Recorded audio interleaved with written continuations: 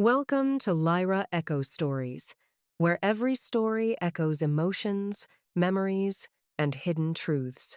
Step in and feel the echo of every tale. My entire family, all 23 of them, flew 15 states to watch my sister pop a balloon full of pink confetti. Chartered flights, matching outfits, a $40,000 resort in Naples, Florida.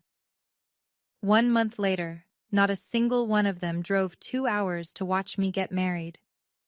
Too exhausting, my mother said. We just traveled, my father added.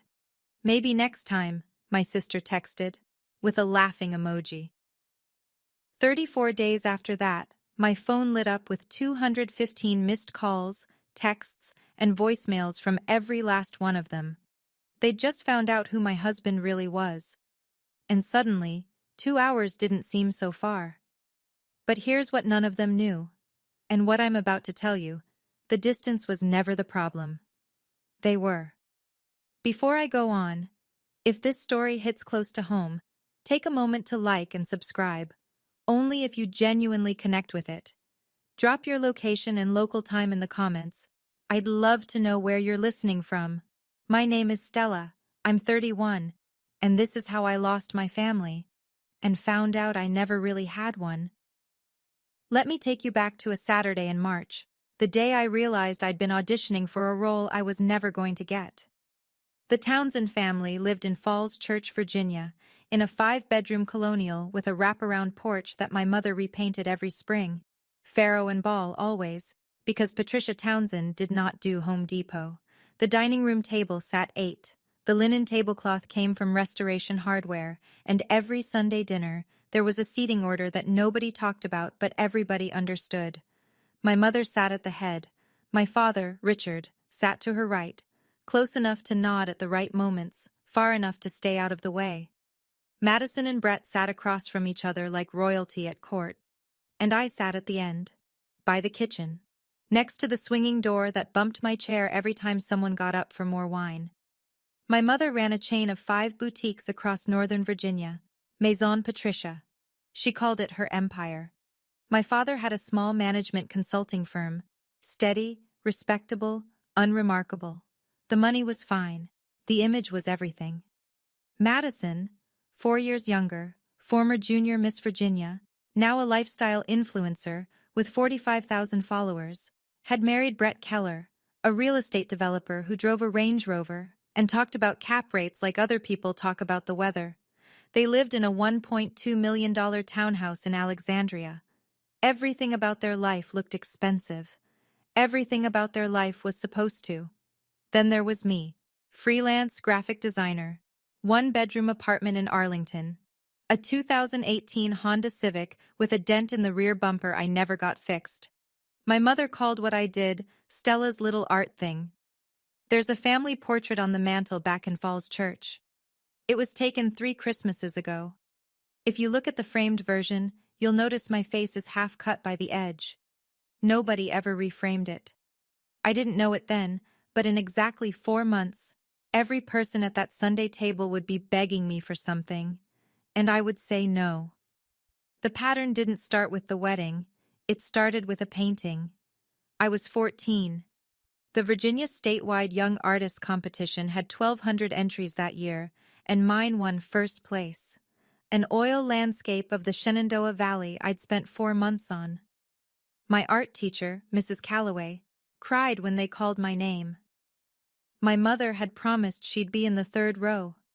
She wasn't. The 3rd row was empty. The whole section was empty. While I stood on that stage at the Richmond Convention Center, holding a plaque with my name engraved in brass, my mother was 40 miles away at a bridal shop with Madison, getting her fitted for the Junior Miss Virginia pageant. Mrs. Calloway drove me home that night. I walked through the front door holding my plaque, and my mother looked up from the couch where she was pinning Madison's sash and said, "Oh, sweetie, I'm so sorry, but Madison's pageant is in 2 weeks, you understand? Your little painting will still be there tomorrow." It wasn't there tomorrow. It was never hung anywhere. Not in the hallway, not in the living room, not even in my bedroom. because I couldn't look at it without seeing that empty third row. Madison's Junior Miss Virginia crown, though, that sat on the living room shelf for the next decade, still had glitter on it when I moved out. Years later, when I was 24 and cleaning out the garage to help my dad make room for a new workbench, I found the painting. It was under a box of Madison's old pageant sashes, face down, wrapped in a trash bag. I stopped painting after that. Not because I'd lost the talent. I'd lost the audience I thought I needed. It would take me another 7 years to realize I'd been looking for the wrong audience all along. I met David at a coffee shop in Georgetown on a Thursday afternoon in October. He was reading a dog-eared copy of Meditations by Marcus Aurelius. I was sketching a logo concept on my iPad. He asked if I was an artist. I said freelance designer. He said, same thing, just with invoices. I laughed. He bought me a second coffee. He wore a flannel shirt and jeans that day. Drove a Toyota Tacoma with mud on the wheel wells. He told me he worked in investments. I pictured a guy with a Schwab account and a spreadsheet hobby. We dated for 8 months before I found out the truth, and it didn't come from David. It came from Nora, my best friend since freshman orientation at UVA, now a corporate attorney in D.C. We were at her apartment splitting a bottle of Malbec when she pulled up an article on her phone and turned the screen to face me. "Stell," she said, "your boyfriend is on the Forbes 30 under 40 list." David Ashford, founder and CEO, Ashford Capital Partners, a private equity fund managing $2.3 billion in assets. I stared at his photo in the article, same flannel, same easy grin, and felt the floor tilt. When I confronted him, he didn't apologize. He explained. "My dad's business partner robbed him when I was 12, he said, sitting across from me at our usual booth. I watched money turn people into strangers. I swore I'd never let that happen to me. I wanted to know, if I met someone, would they stay if they thought I had nothing? I stayed. And I kept his secret. Not for him. For me. I wanted my family to love me for me, not for what my husband's name was worth. Nora warned me. If your family ever finds out, they'll suddenly become very interested in you." I told her she was being cynical. She told me she was being accurate. David proposed on a Saturday morning. No restaurant, no skywriting, no flash mob. Just the two of us on a bench at Great Falls Park, watching the Potomac crash over the rocks. The ring was a sapphire, salon blue, 3 carats, set in platinum. To anyone who actually knew stones, it was extraordinary. To my family, it looked nice. I posted a photo to the family group chat that evening. Ring on my finger, David's arm around me, the falls behind us. I typed, "He asked," I said yes. My mother's response came 14 minutes later. "That's nice, sweetie." Then, immediately, "Girls, has anyone finalized the color palette for Madison's reveal? I'm thinking blush and gold. Thoughts?" That was it. That was my engagement announcement in the Townsend family. When Madison got engaged 2 years earlier, my mother hired a photographer to capture Brett on one knee at the Jefferson Memorial. She threw an engagement party for 80 people at their country club. She posted 14 times on Instagram in a single weekend. I know because I liked every single one. For me, a heart emoji and a pivot to balloon colors. I sent out wedding invitations 3 months before the date. Willowbrook Vineyard, Virginia. A beautiful property in the Shenandoah foothills, exactly 1 hour and 50 minutes from Falls Church by car. I chose it because the wisteria bloomed in March, and the ceremony arbor overlooked the Blue Ridge. Also because it was close to home, easy to get to, no planes required. 6 weeks passed. Not a single RSVP came back. I started calling. My father picked up on the third ring and hemmed for 30 seconds before he said, "Your mother thinks it might conflict with Madison's schedule." "Madison's baby isn't due for 4 months, Dad." Silence. Long, heavy, familiar silence. I should have seen it then. But hope makes you keep your eyes half shut when they should be wide open. Madison's gender reveal was held at the Ritz-Carlton in Naples, Florida. Event planner, balloon arch that cost more than my monthly rent, a live jazz band, drone footage of the confetti drop over the Gulf. My mother had the whole thing catered with a raw bar and a 6-tier cake in the shape of a baby carriage. 23 family members flew in. Aunt Linda from Connecticut, Aunt Rachel from Oregon, Uncle Jim from Washington State. Cousins I hadn't seen since my grandmother's funeral showed up in matching blush sundresses because Patricia Townsend had sent a group email with a mood board and a mandatory dress code. I flew down too. Paid for my own ticket, my own hotel room, sat at a table near the kitchen, the same position at every family function, just with better lighting. David came with me. He wore a navy polo and khakis. Nobody asked him a single question all night, except Brett, who leaned across the table during dessert and said, "So what do you do?" "Investments," David said. Brett smirked. "Like a day trader thing?" David sipped his wine. "Something like that." Then Brett turned to his buddy Greg across the table and started in on his favorite topic, himself. "I'm trying to get a meeting with Ashford Capital," he said, loosening his tie. "Biggest PE fund doing coastal development on the East Coast. If I land them, we're talking generational wealth." He slapped the table. "Whoever runs that fund, I'd kill to get 15 minutes with him." David sat 3 feet away. I squeezed his hand under the tablecloth. He didn't flinch. I overheard my mother near the cake table telling Aunt Linda the total cost, $40,000. She'd contributed $15,000 of it herself. "Nothing but the best for my Maddie," she said, dabbing her eyes with a monogrammed cocktail napkin. I thought about my wedding invitations, sitting unanswered in 23 mailboxes, and I clapped when the confetti fell. The RSVPs started coming back 4 weeks before my wedding. Every single one said the same thing: decline. "Aunt Linda, we just flew to Florida last month, sweetie. We're completely travel exhausted." Connecticut to Virginia is a 4-hour drive. Connecticut to Naples is a 3-hour flight. But exhaustion, apparently, is directional. Aunt Rachel: "It's just so far for a weekend, Stell." She'd flown 5 hours from Portland for a gender reveal.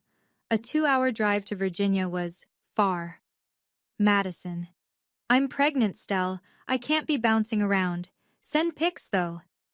She was 5 months along, the same 5 months along she was when she flew to Florida and danced until midnight in heels.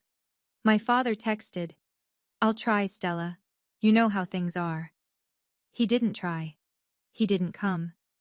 And then, 10 days before the wedding, my mother called. I recorded the call. Virginia is a one-party consent state, and Nora, my attorney best friend, had told me months ago to start documenting. I didn't know why at the time. I just trusted her. "Honey," my mother said, her voice dipped in that saccharine tone she used when she was about to say something cruel. "It's just a small ceremony anyway, right? It's not like Madison's reveal. That was a real event. Don't take it personally." I held the phone away from my face and looked at the invitation on my desk. Cream cardstock, gold lettering, Willowbrook Vineyard, March 15th, the date my life was supposed to change. 23 invitations, 23 declines, and my mother had the composure to call my wedding not a real event. I didn't cry that night. I opened my laptop and screenshotted every text, every RSVP card, every excuse. I saved them in a folder on Google Drive. Nora had told me, "Document everything, not for revenge, for clarity." I didn't know yet how clear things would get. Willowbrook Vineyard sat on 32 acres of rolling green in the Shenandoah foothills. The ceremony arbor was draped in wisteria, purple and white, cascading like something out of a painting I might have done once, when I still painted. 60 white chairs, 30 on the left for David's side, 30 on the right for mine. David's side filled up by 3:15. His mother, Margaret, a retired Georgetown law professor, sat in the front row in a champagne-colored Oscar de la Renta sheath. His brother flew in from San Francisco. His college roommate, his CFO, his best friend from summer camp in Maine. 30 chairs, 30 people. My side had Nora, 3 friends from UVA, 2 former co-workers from the design firm where I'd spent my first 2 years out of school, 6 people, 24 empty chairs. The wedding planner, a sweet woman named Darcy, who'd been professionally cheerful all morning, touched my elbow and whispered, "Should we rearrange the seating? Move some guests over?" I looked at those 24 chairs. The afternoon light hit them like a photograph. "Leave them," I said. "I want to remember this." David found me 10 minutes before the ceremony. He held both my hands and said, "Their absence is not your failure, it's their loss. And one day, they'll know exactly what they missed." Margaret read a poem during the ceremony, something about roots and rivers and the people who choose to stay. I cried. Not from sadness, from the sudden, sharp clarity that I had spent 31 years begging for love from people who didn't have any to give. After the ceremony, while guests drank Virginia Viognier under the arbor, Nora pulled me aside. She held up her phone. My mother had posted an Instagram story that same afternoon, a photo of brunch with Madison at a cafe in Alexandria. Caption: Mother-Daughter Day. Same day, same afternoon, 2 hours away. Eggs Benedict instead of her eldest daughter's wedding. I left those chairs empty on purpose, not as a guilt trip, as a receipt. 3 days later, I was still in the family group chat. I hadn't left it, partly out of habit, partly because I wanted to see what they'd say. What they said was worse than silence. Madison sent the first message. "So how was the little wedding? Did you do the Pinterest thing?" My mother: "I'm sure it was lovely, sweetie. Send pictures when you get a chance." No mention of the fact that she hadn't come. No apology, no explanation. Just the serene assumption that my wedding was a footnote and the chapter had already moved on. Brett chimed in. "Heard you married some investment guy? Good for you. Day trading must be exciting." Then Aunt Rachel posted a selfie from a resort pool. She was in Cancun. The caption: "Needed this after all that traveling." She'd booked an international vacation 2 days after telling me a 2-hour drive to Virginia was too far. I read every message. I didn't respond to any of them. I just screenshotted each one, slowly, carefully, the way you photograph evidence at a scene. That evening, Nora called. "Stell, you okay?" I was sitting on the couch in my Arlington apartment, laptop open, messages glowing on the screen. David was in the kitchen making dinner, giving me space. "I'm done hoping," I said, "and I'm done being quiet about it." That night, I created a folder on my Google Drive. I named it Receipts. I uploaded everything: the RSVP cards I'd scanned, the screenshots from the group chat, the recording of my mother's phone call, a side-by-side list I'd made, who flew to Florida, who declined Virginia, and the exact mileage for each. Nora had said, "Document everything, for clarity." I didn't know what I'd do with that folder yet. I just knew that clarity had a weight to it, and I was finally holding it in both hands. I need to pause here for a second. If you're watching this, and you've ever been the one whose calls go to voicemail, whose milestones get a "that's nice," while someone else gets a standing ovation, I see you. Hit that like button, not for the algorithm, but because your story matters too. Now, what happened next? Let me tell you. 34 days of silence. And then absolute chaos. 2 weeks after my wedding, the first cracks appeared in Brett Keller's empire. Though empire is generous for what turned out to be a house of cards held together with bravado and bad math. His luxury condo project, the Keller Residences in Virginia Beach, was supposed to be his masterpiece. 42 waterfront units, rooftop infinity pool, the whole glossy brochure fantasy. But the general contractor pulled out after Brett missed 3 consecutive progress payments. Then the bank sent a notice: produce $1.8 million within 60 days, or face foreclosure on the construction loan. Brett started dialing. He called 12 private equity funds in 2 weeks. 11 said no, after due diligence turned up what any competent accountant would have caught: overvalued collateral, missing insurance bonds, and $340,000 in operating expenses that didn't have a single receipt attached. The 12th fund hadn't responded yet. That fund was Ashford Capital Partners. They specialized in distressed assets. They were the last door still open, and Brett was crawling toward it on his hands and knees. "If I don't get this meeting, we lose everything," Brett told Madison on the phone one night. His voice cracked. "The townhouse, the cars, everything." Meanwhile, my mother's boutique chain was hemorrhaging. 2 of her 5 Maison Patricia locations had seen revenue drop 40%. Lease renewals were coming due, and her landlords weren't negotiating. She needed a cash infusion of at least $200,000, money she didn't have and couldn't borrow. And my father, quiet, passive Richard, had just lost his firm's largest consulting client. He didn't know yet that the client had connections to David's network. Nobody knew yet. That was the thing about dominoes. You don't hear them falling until the last one hits the floor. The family that wouldn't drive 2 hours for my wedding was about to discover that the answer to all their problems was sitting across from me at the breakfast table every morning. It happened on a Tuesday. Brett's business partner, Greg Mitchell, was putting together a pitch deck for Ashford Capital. Standard prep work, research the fund, learn the portfolio, find an angle. He pulled up the firm's website, then Googled David Ashford, CEO, Ashford Capital. The Forbes article loaded first. 30 under 40 in private equity. A profile photo of David, clean-shaven, confident, wearing a sport coat over a white shirt. The same face, the same eyes, the same quiet half-smile Greg had seen at a dinner table in Naples, Florida, 3 months ago. Greg stared at the screen. Then he turned his laptop toward Brett and said, "Isn't this the guy from your wife's sister's wedding invite? The one in the flannel at the gender reveal?" Brett leaned in. His face went from confused to white in under 3 seconds. He grabbed his phone and called Madison.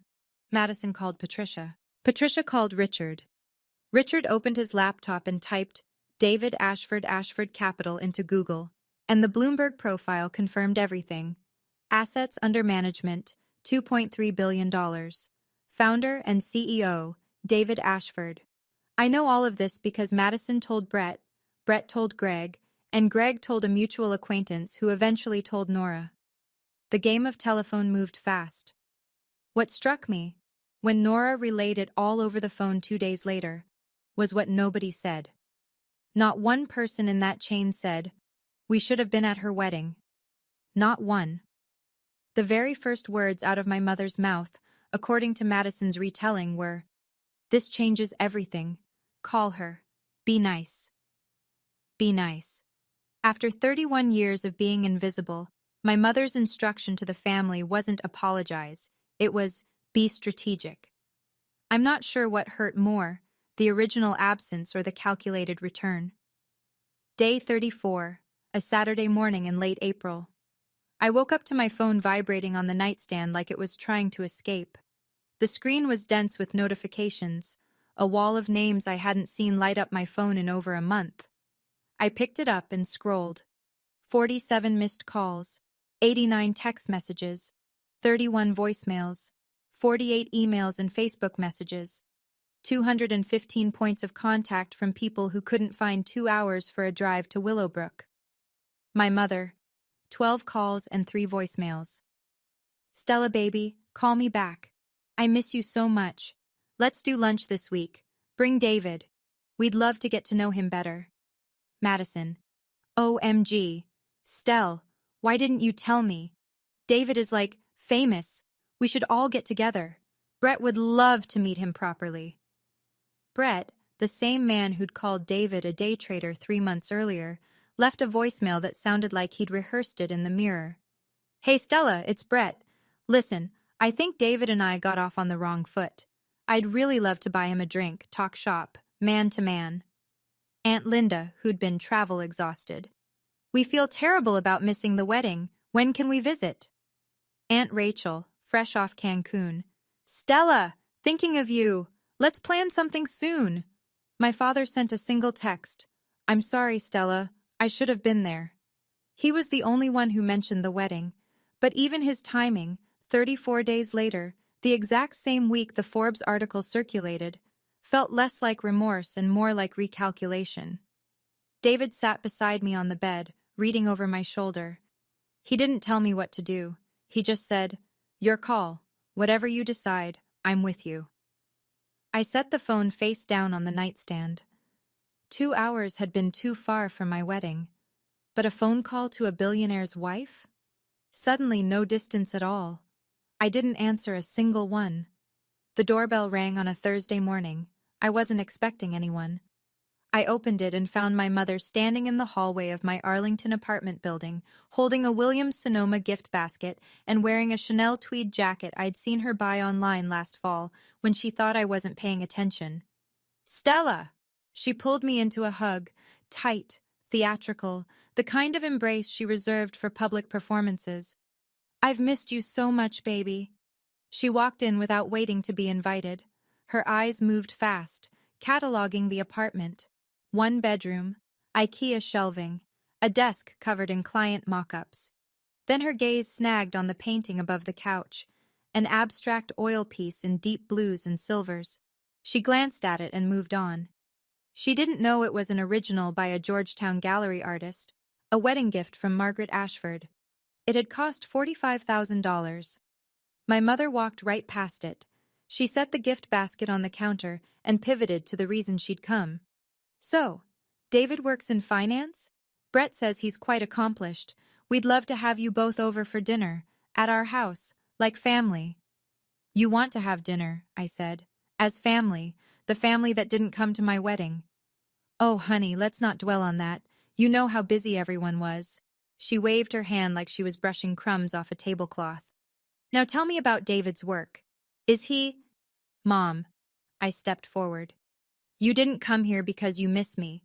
You came because you Googled my husband." Her smile tightened. For 1 second, the mask slipped. I saw the flash of irritation she usually reserved for store managers who questioned her returns. "That's unfair, Stella. I'm your mother." "Then act like one." I held the door open. She stood there for 3 full seconds before she picked up her gift basket and left. Through the window, I watched her get into her car. And in the passenger seat, waiting, was Madison. They'd come together. They'd planned this. "You forgot my art show, my graduation, and my wedding. But you remembered my husband's net worth. I made a note of that." When sweetness didn't work, my mother switched to pressure. Within 48 hours of my closing the door on her, every phone I owned started ringing with a coordinated campaign that would have impressed a political action committee. Madison called first. "Stell, Mom is really hurt. You're being selfish. All she wanted was dinner. Is that really so terrible?" Then Brett, via email, and he CC'd Madison, as if this were a board meeting. "Stella, I think there's been a misunderstanding. I'd love to discuss a potential business synergy with David. This could benefit the entire family. Let's set up a call." Aunt Linda. "Stella, don't be difficult. Your mother cares about you." My father, by text. "Please just come to dinner. It'll blow over." And Aunt Rachel, the one who'd flown to Cancun instead of my wedding, posted on Facebook that week, "Family is everything," and tagged me in it, publicly, so everyone could see how devoted she was. I blocked 8 numbers. They called from new ones. I blocked those too. They used other people's phones. The apartment felt like it had been placed under siege by people who'd never once knocked on the door when I was just Stella. David offered to step in. He could have made one phone call, one sentence from the CEO of Ashford Capital, and it all would have stopped. I said no. "If you fight this for me, they'll never respect me. They'll just fear you. That's not what I want." He didn't push it. He made me dinner instead. Pasta with lemon and capers, and a glass of the same Viognier we'd served at the vineyard. We ate in silence, and the silence felt like a fortress. They thought I was being stubborn. They had no idea I was being deliberate. The voicemail came at 11:14 on a Wednesday night. My mother's voice was trembling, soft and fractured in a way I'd heard maybe 3 times in my life.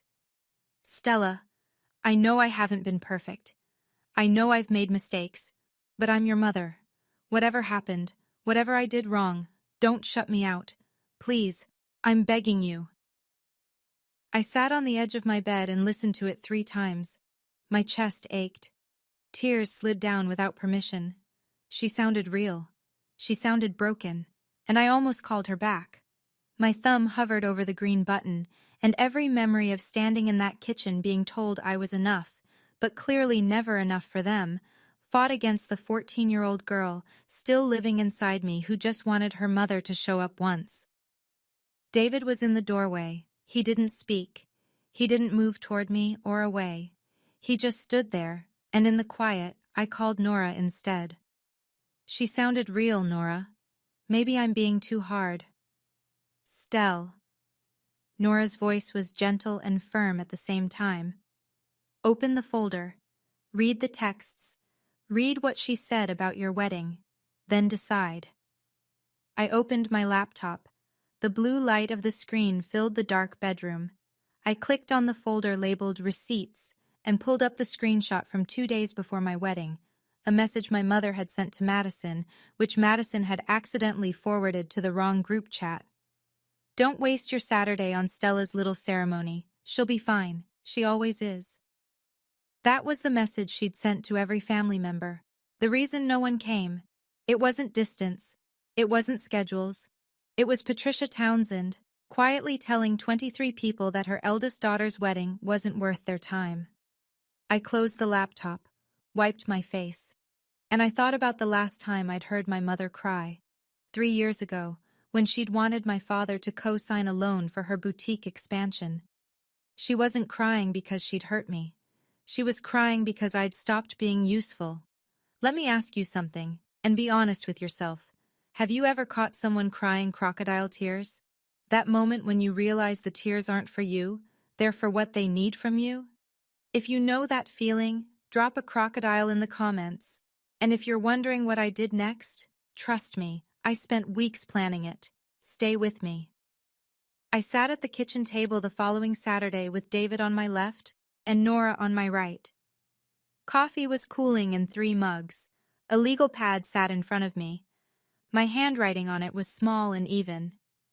I'm not trying to destroy them, I said, and I meant it. But I'm done pretending their behavior is acceptable. If they want access to David, they go through the same process as anyone else. No family discount on basic human decency. David leaned back in his chair. You should know. Brett submitted a pitch deck to Ashford Capital 2 weeks ago through the standard intake process.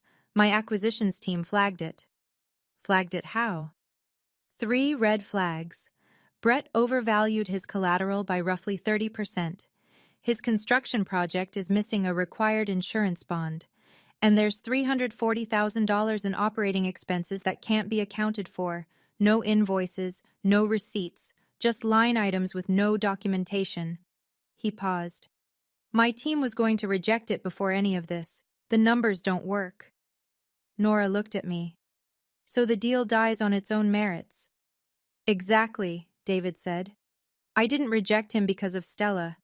I rejected him because his business isn't sound. That distinction matters, legally and personally. I nodded. The plan wasn't complicated. I didn't need to scheme or manipulate. I just needed to stop intervening, stop smoothing things over, stop being the invisible bridge between my family's problems and solutions they hadn't earned. There was one thing, though.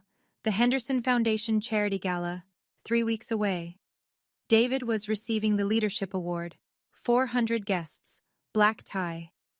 If my family found out, and I was certain they would, they'd be there. Nora slid a slim binder across the table. Inside, printed screenshots, scanned RSVP cards, the mileage comparison chart. Just in case, she said. This isn't a weapon, it's a mirror.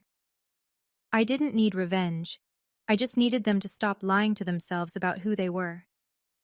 The rejection letter arrived at Keller Development Group on a Monday, delivered on cream-colored Ashford Capital letterhead, 100-pound cotton stock, embossed logo.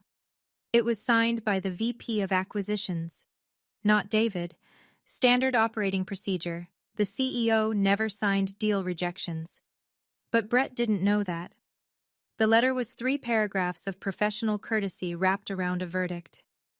After thorough due diligence review, the risk profile of the Keller residences does not meet our current investment criteria. Specifically, overvaluation of pledged collateral, inadequate construction insurance bonds, and unresolved discrepancies in reported operating expenses. Brett read it standing in his office. Then he sat down. Then he put his head in his hands. He called Madison that afternoon. I learned later, again, through the chain that always led back to Nora, that it was the first time Madison had ever heard Brett cry. That evening, Brett tried to reach David directly. He called the main Ashford Capital office line. The receptionist was polite and immovable. "Mr. Ashford does not accept unsolicited calls. If you'd like to submit a formal inquiry, I can provide the appropriate email address." Brett hung up. He sat in his car in the parking garage for 20 minutes. Then he called Patricia. "I need Stella to get David to reconsider," he said. "If she doesn't do this, we're done. We lose the townhouse. We lose everything." My mother, the woman who'd told 23 people to skip my wedding, said 4 words: "Leave it to me." Within a week, she had purchased a table at the Henderson Foundation Charity Gala. $5,000 for a seat in the same room as the son-in-law she had never once bothered to meet. $5,000 to fix what 2 hours of driving would have prevented. The irony sat in my chest like a stone. While Brett scrambled, my mother's own empire was collapsing. Maison Patricia had 5 locations across Northern Virginia. That spring, 2 of them received lease renewal notices with a 35% rent increase. The landlords weren't negotiating. Online shopping had been eating into her foot traffic for years, and Patricia's response had been to ignore it entirely. The bitter part? I'd offered to help. 2 years earlier, sitting at that same Sunday dinner table, at the end, by the kitchen door, I'd told her I could design a full e-commerce website for Maison Patricia. Brand identity refresh, online store, social media integration. I'd do it for free. A gift. My mother had smiled the way she smiled at children who say something naive. "Sweetie, stick to your little drawings. Retail is a different world." Now that different world was closing in on her. She needed at least $200,000 to keep 3 locations afloat, money to cover lease renewals, back vendor invoices, and a payroll she'd been juggling for months. The bank wanted a co-signer or an outside investor. She had neither. When she heard Brett talking about Ashford Capital, something clicked in her mind. I could see it forming, even from a distance, the calculation, the pivot. If David could save Brett's project, maybe he could save her boutiques too. 2 problems, 1 billionaire son-in-law. She called my father that evening. "We need to be at that gala, whatever it costs." Richard had a contact at the Henderson Foundation. He bought the table. $5,000 Patricia didn't have, charged to a credit card she was already behind on. Margaret Ashford called me the day after the purchase went through. "Darling," she said, "a Townsend just reserved a table at the gala. Is that your family?" I looked out the window at the Potomac, silver in the afternoon light. It was. The night before the gala, I stood in the Georgetown penthouse trying on the dress David had picked out for me. Carolina Herrera. Black, floor length, a clean, quiet kind of beautiful. The kind that doesn't announce itself but stays in the room long after you've left. I still kept my 1 bedroom in Arlington. I hadn't given it up. "That's who I was before," I'd told David once. "I don't want to forget her." The penthouse had floor-to-ceiling windows overlooking the Potomac. The lights on the Kennedy Center shimmered across the water. I stood in front of the full-length mirror in the foyer and looked at myself. 31. Carolina Herrera, sapphire ring catching the lamplight. And all I could see was 14-year-old Stella on a stage in Richmond, holding a brass plaque, staring at an empty row of chairs. David came up behind me. "You don't have to say anything to them tomorrow. Just being there is enough." "No," I said. I adjusted the neckline. "They need to hear it. Not for me. For the version of me that stood on that stage at 14 and went home with her art teacher." The doorbell rang at 9. "Nora." She had the binder with her, the printed receipts folder, neatly organized, tabbed, enclosed in a slim black cover. She set it on the marble kitchen counter and said, "Just in case." I picked it up. It was light. A few pages of screenshots, a handful of scanned RSVP cards, a transcription of one phone call. That was all. But every page held the weight of a promise someone had broken and never bothered to mend. I looked at myself in the mirror one last time. I'd spent 31 years making myself small enough to fit their expectations. Tomorrow, I'd stand full height. The Henderson Foundation Charity Gala was held at the National Building Museum in Washington, D.C., a cathedral of a building with Corinthian columns rising 75 feet into a vaulted ceiling, 400 guests in black tie, a chamber orchestra playing Debussy near the south atrium, Dom Perignon on every table, $500,000 raised for education nonprofits before the first speech was even given. David and I arrived by town car. He wore a custom Tom Ford tuxedo. I carried a small Bottega Veneta clutch, just big enough for my phone and a few folded pages. Inside, the room hummed with power. CEOs, fund managers, 2 sitting senators, a former cabinet secretary. They all knew David. They shook his hand, kissed my cheek, congratulated us on the award.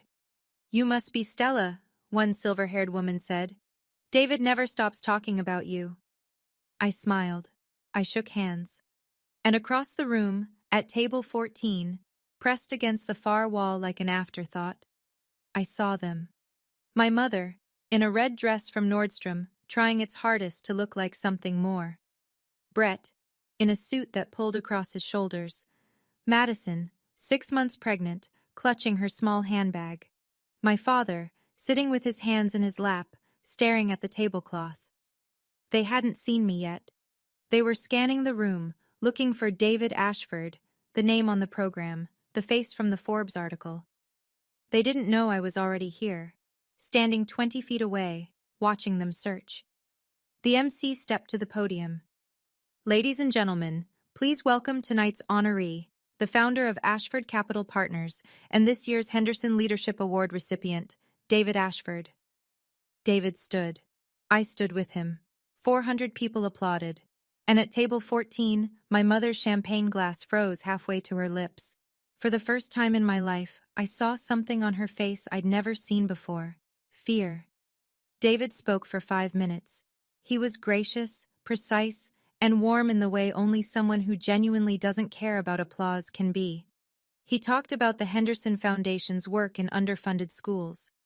He talked about the responsibility of capital. He made a room full of powerful people laugh twice and reflect once. Then he paused. He looked directly at me. "I want to close by thanking the person who reminds me every day that success isn't measured by what you build. It's measured by who stands beside you when you had nothing. My wife, Stella." The spotlight found me. I stood. 400 people rose in a wave of applause that filled the vast hall from the marble floor to the vaulted ceiling. At table 14, my mother had gone pale. Madison gripped Brett's arm so tightly her knuckles showed white. Brett's jaw was locked. My father looked down at his plate, as though the answer to his entire life might be written on the porcelain. After the speech, I watched them move. Patricia stood first, straightening her dress, lifting her chin, plastering on the bright, glossy smile she wore like armor. She cut through the crowd with Madison and Brett trailing behind her like a motorcade. "Stella!" She threw her arms wide. "Oh my God, look at you! We are so proud of you, honey!" She reached for me in front of 3 couples who were clearly watching, an embrace designed for witnesses. I didn't move. My arms stayed at my sides. "Hi, Mom. Strange seeing you here. You couldn't make it to Virginia, but DC works?" The smile cracked, just slightly. "Oh, don't be silly. We're here to support you. You're here because Brett's company needs $4.2 million. The sentence landed like a dropped glass on marble. The 3 couples turned. 2 Henderson board members, standing just behind my mother, went very still. The silence lasted 3 seconds, but it held the weight of 31 years. My mother recovered fast. She always did. Stella, this isn't the place. You're right, I said. The place was Willowbrook Vineyard, March 15th, 2 hours from your house, but you weren't there. Brett stepped forward, his voice low and urgent. Stella, let's take this somewhere private. I have a proposal for David. I opened my clutch. I took out a single folded page and held it out to him. This is the text you sent Madison the week of my wedding. You called it Stella's little thing. Your exact words were, "Why would I waste a Saturday on that?" Brett took the paper like it was hot. That's taken out of context. I turned to my mother. My voice was steady. I wasn't shaking. I wasn't loud. And this, I said, pulling out a second page, is the message you sent to every family member, telling them not to come. Don't waste your Saturday on Stella's little ceremony. She'll be fine. She always is. Patricia's mouth opened. Nothing came out. Then, That's not... Mom, I have the screenshot. Madison forwarded it by accident. I saved it. Madison started to cry. Stell, you're making a scene. I looked at my sister, beautiful, pregnant, frightened, and said, No, Madison, you made a scene. It was pink, it cost $40,000, and everyone flew to Florida for it. I just wanted 2 hours of their time. I got none. The group around us had grown. A Henderson board member stood 3 feet to my left. A Washington Business Journal reporter was 10 feet behind my mother. Nobody spoke. Nobody intervened. They just listened. I folded the pages, slid them back into the clutch, and snapped it shut. You didn't come to my wedding because it wasn't worth your time. You're here tonight because my husband is worth your money. I know the difference. And now, so does everyone in this room. Brett dropped the pretense. His voice cracked open like wet plaster. Stella, come on. This is business. You can't let personal feelings ruin a deal worth millions. David stepped forward.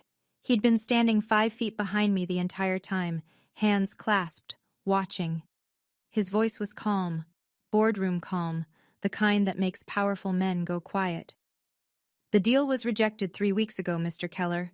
Your financials didn't meet our criteria. It had nothing to do with Stella. Brett stared at him. You can't... The words went nowhere. He looked like a man who'd walked into a wall he couldn't see. My mother tried one last play.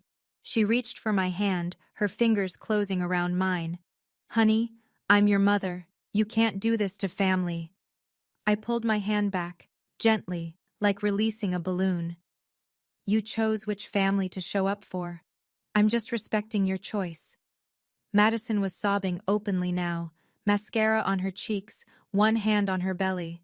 This isn't fair, Stella. I'm about to have a baby. And I hope you show up for her, I said, the way nobody showed up for me. The room held its breath. My father hadn't spoken a word. He stood at the edge of the group, slightly behind Brett, hands in his pockets. Finally, he said it, the thing he should have said 34 days ago in a vineyard under the wisteria. Stella, I'm sorry. I should have come. I looked at him, and for 1 second, one brief, honest second, I wanted to believe him. I wanted to be that 14-year-old girl who still thought her father was just quiet, not complicit. I know, Dad, but sorry 34 days late at a billionaire's gala isn't sorry. It's strategy. I turned around, took David's arm, and walked to the main table where Margaret Ashford sat waiting, her smile small, warm, and real. Behind me, Patricia Townsend stood in the middle of 400 people, and for the first time in her life, could not think of a single thing to say. The rest of the evening played out like a temperature map, cold radiating from table 14, warm everywhere else. My family stayed seated. Nobody in the room walked over to them. The 2 board members who'd overheard the exchange moved to opposite corners of the hall, and one of them, a woman named Helen Calder, who happened to be my father's biggest consulting client, leaned toward her husband and said something I couldn't hear. She didn't look at my father's table again. Brett tried once more. He approached a hedge fund manager near the bar, introduced himself, and pitched the Keller residences in under 60 seconds.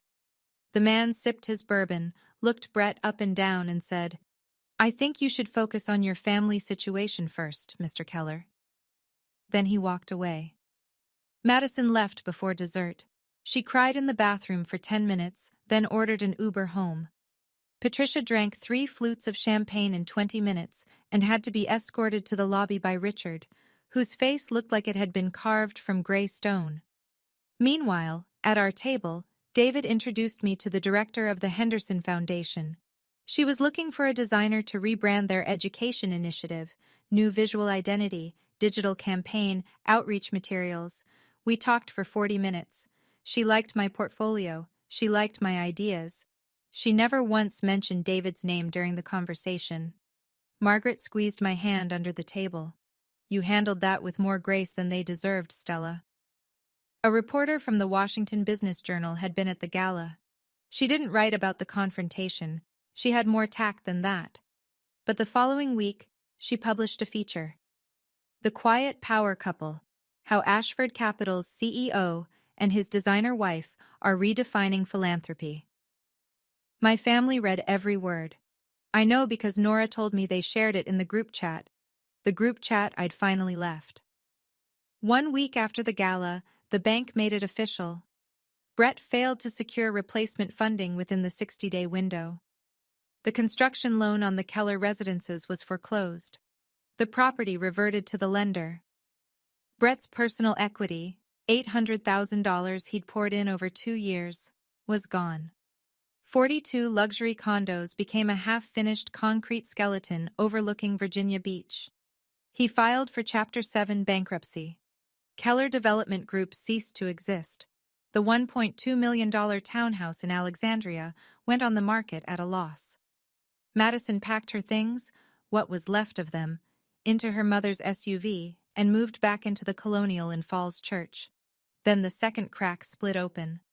While sorting through Brett's company accounts during the bankruptcy filing, Madison found what the Ashford Capital due diligence team had flagged: $340,000 in operating expenses with no receipts. She pulled the records: credit card statements, hotel invoices in cities where Brett had no projects, restaurant charges for 2, a leased apartment in Norfolk under an LLC she'd never heard of. Brett had been seeing his office manager for 6 months, through the entirety of Madison's pregnancy, through the gender reveal, the matching blush sundresses, the $40,000 party at the Ritz-Carlton. Madison called me at 2 a.m. Her voice was raw, stripped of the Instagram inflection, the casual entitlement, the easy confidence of being the family favorite. "Stell, I didn't know about any of it. I'm so sorry. Not about David, about everything. About you." I listened. I didn't hang up. I didn't comfort her either. "I'll think about it, Madison, but not tonight." I set the phone down. David was awake beside me, watching the ceiling. That was the first real thing my sister had said to me in years. But one phone call, at 2 a.m., with everything burning down around her, didn't erase what 27 years of silence had built. Maison Patricia closed 2 locations by the end of May. The lease renewals came and went without signatures. The Tyson's Corner store went dark on a Tuesday. The Fairfax shop followed the next week. Racks that once held silk blouses and Italian leather bags were stripped to bare metal. A lease available sign went up in each window before the month was out. 3 stores remained, but they were bleeding. The social fallout was quieter and deeper. The country club set in Falls Church operated on gossip the way most ecosystems operate on oxygen. Someone who'd been at the gala, or who knew someone who'd been at the gala, told someone at the spring luncheon committee what Patricia had done. She told her whole family not to go to her own daughter's wedding, and the daughter married a billionaire. That sentence moved through Patricia's social circle like a slow-acting poison. The committee chair called her the following week. "We feel the committee needs fresh energy this season, Patricia. I'm sure you understand." Helen Calder, the board member, my father's biggest client, moved her consulting contract to a different firm. She told Richard directly, I need someone I can trust with my family business. He didn't argue. He couldn't. My mother tried one final play on social media. She posted a childhood photo of me, gap-toothed, paint on my fingers, grinning into the camera at age 7, with a caption, "My beautiful firstborn, so proud of everything you've become." I reported the post. Then I blocked her account.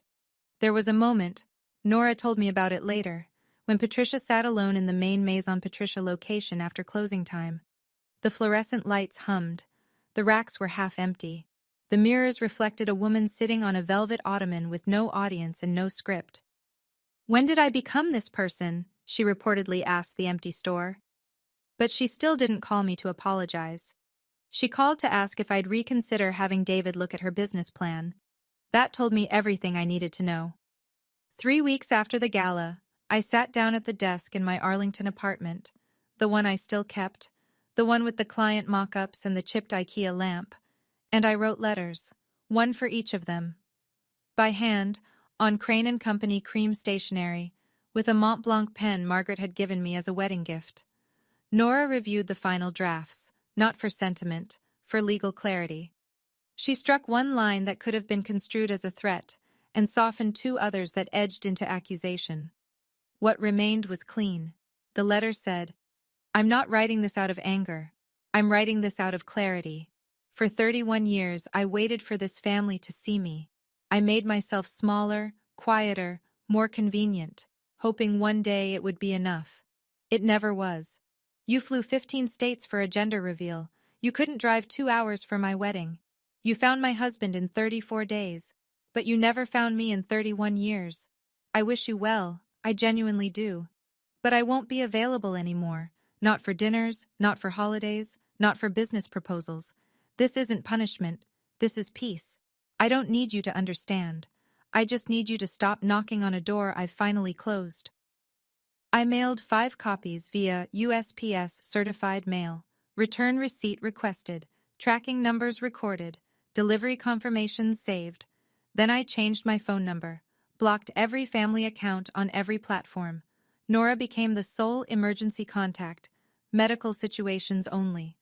David held me that evening on the balcony of the Georgetown penthouse. The Potomac moved below us, dark and steady. I leaned into him and breathed, fully, deeply, and realized something I couldn't have explained to anyone who hadn't lived it.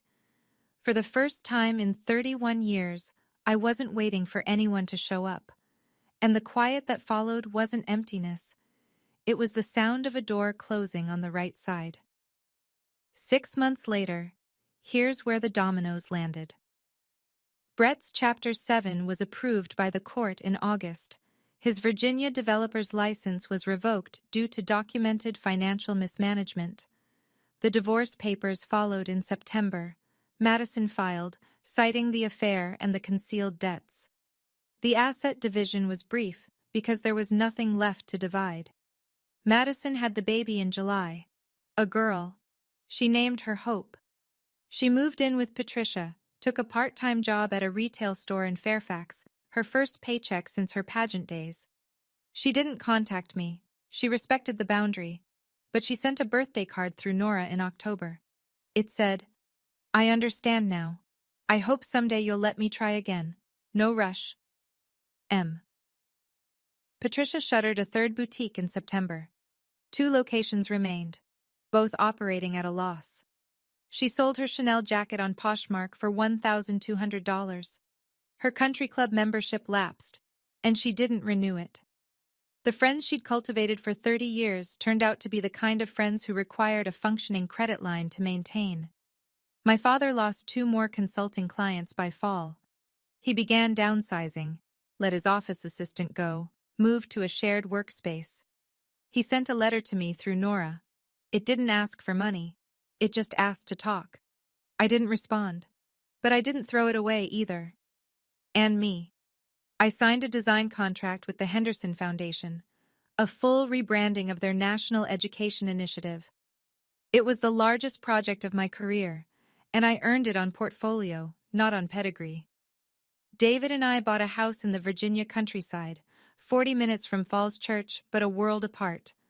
He still drove the Tacoma on weekends. I converted the sunroom into a studio. Above the fireplace in the living room, I hung a painting, an oil landscape of the Shenandoah Valley, painted by a 14-year-old girl who had won first place and waited 17 years for someone to notice. It took that long to hang it. Not because I'd forgotten about it, because I'd finally found a wall that deserved it. The card arrived through Nora on a Friday in November, handwritten on craft paper, no envelope from Hallmark, no logo, just Madison's handwriting, which I hadn't seen since she used to leave notes on my bedroom door in middle school. Stell. I named her Hope because I want to be a different kind of mother than the one we had. I don't expect forgiveness. I just want you to know I'm trying. If it takes years, I'll wait. M. Inside the card was a Polaroid of baby Hope. Round cheeks, dark hair, wide eyes that looked startled by the flash. On the back, Madison had written, "She has your eyes." I set the photo on my desk in the studio, next to my monitor and a mug of cold coffee. I didn't call. I didn't write back. But I didn't put it away either. David saw it that evening when he came in to tell me dinner was ready. He picked it up, looked at the baby's face and said, "She's beautiful." "She is," I said. "And I hope Madison gives her what we never got. Someone who shows up." I thought about that for a long time after he left the room. About what it means to leave a door unlocked without opening it. About the difference between forgiveness and access. About how a boundary isn't a wall. It's a gate with a lock. And only I hold the key. Madison might change. She was already changing. The 2 a.m. phone call, the handwritten card, the quiet respect for a line I'd drawn. Or she might not. People sometimes crack open and then seal back up, and you can't build your life around someone else's potential. I didn't close the door because I stopped caring. I closed it because I finally started caring about myself. I'm sitting on the porch as I tell you this. Virginia countryside in late autumn. The oaks have gone copper and gold, and the Blue Ridge sits on the horizon like a watercolor someone left out to dry. There's a mug of coffee in my hand. The good kind, the French press David makes every evening, because he says the ritual calms him after a long day of being the person everyone in the financial world wants 15 minutes with. He's inside right now, making pasta. He still makes the lemon and caper recipe from that night in Arlington, the night I blocked 8 phone numbers and ate dinner in silence with the only person who'd never once asked me to be smaller. I scroll through my contacts sometimes. Nora, David, Margaret, a handful of college friends, the Henderson Foundation team. My phone is quieter than it used to be. The group chat is gone, the Sunday dinners are gone, the empty chair at the end of the table is gone, because I finally got up from it. My mother was right about one thing. My wedding wasn't like Madison's. Madison's was a performance, mine was a promise, and the only people who needed to witness it were the ones who actually showed up. I open my iPad and start sketching, a new piece for the studio. The image comes easily, a single chair in a field of wildflowers, not empty, waiting. David steps out onto the porch, 2 mugs in hand. "What are you drawing?" Something I should have painted a long time ago. He sits down next to me. The crickets start up. The sky goes violet. They say the opposite of love is hate. I don't think that's true. I think the opposite of love is showing up only when it's convenient. And I think the bravest thing I ever did wasn't standing in that gala, holding receipts and speaking truth to a room full of strangers. It was the morning after, when I woke up, looked at my phone, and felt nothing missing. That's my story. And if you made it this far, thank you for listening, really. If you've ever been the empty chair at someone else's table, I want you to know, you are enough. You were always enough. The problem was never you. If this story meant something to you, hit subscribe and check the description for more stories like this one. And if you're in the middle of your own receipts moment, tell me about it in the comments. I read every single one. Your story matters. Take care of yourself. Stella. Thank you for being